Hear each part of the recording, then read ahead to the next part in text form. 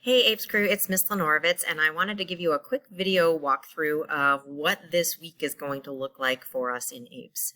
As you will have figured out from reading the weekly learning plan, the reminders that you received in class, and reading your email and potentially looking on Google Classroom, you know that this week is going to be a little bit different because all of the 11th graders are going to be taking the Vermont Science Assessment. Which means we're not going to meet together cohesively as a class this week. However, you do have work to do, and that work is outlined on the weekly learning plan. So we're going to take a quick peek there first. You'll see the new proficiencies this week, which are going to focus on analyzing information and mathematical and computational thinking, and a whole host of different learning targets, which are going to cover everything from climate mitigation strategies into thinking more specifically about energy and how we're generating energy for heating, for transportation, and for electricity, and then doing some math analysis and math calculations with that content. So you'll notice that you should have turned in, if you haven't already, your How Does Carbon Affect the Acidity of the Sea lab that we did last class. So make sure you've done that work and turned that in Google Classroom. And then you need to choose the spot where you're going to be this week, where you are going to be most productive in doing this work.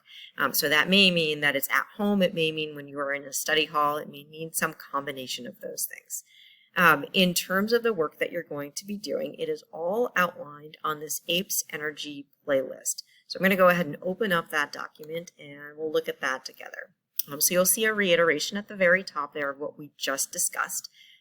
What you need to accomplish this week is all due by the time we see each other next in person, which is going to be on Monday, April 11th. So you need to have all of these pieces done and turned in before class starts on Monday. So make sure you're thinking about how to pace yourself appropriately.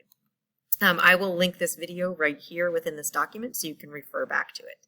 But you'll notice the first thing that you're going to do is you're going to put in a little bit of your favorite tunes. So this is a work playlist, but I'm going to have you come up with a music playlist that we'll use a little bit later in class. So your first thing is just to complete a short survey. Select from all of what you've been listening to lately one of your favorite songs that kind of gets you going and psyched up, but make sure it's one that has appropriate lyrics and innuendo for school. So once you've made that pick, if you can just enter that there in the survey, we're going to use this to build an actual playlist for us in class. That job should be pretty quick. The second job that I would encourage, and I encourage you to do them in this order, is to work on cutting carbon. What are some carbon mitigation options? When you open this assignment up, you're going to see a little introduction there just to give some context from what we've been working on so far. You're going to be exploring a collection of very different resources to better understand what are some things that we are doing as a world, as a country, as a global society to mitigate or reduce the impacts from climate change. So you're going to be making some selections along the way and then digging in a little bit further. Because we've been dealing with such heavy things, I think it's also helpful to get some sources that give us a little bit of inspiration that things are actually improving and there are a lot of people on that team making change. So those last three options there, you're going to choose one of them. Pick one that you think is just going to lift you up a little bit and then share with us a little bit of your learning from there. The third job that you have is to complete your reading quiz number 13. This will follow the same traditional approach that we've been using all year long. This one is going to cover both chapters 12 and 13. As usual, you can use your notes as you're working on taking that reading quiz. And I encourage you to pace yourself. That quiz is a little bit longer, so pace yourself for about a minute per question. When you're done, make sure you turn in that survey.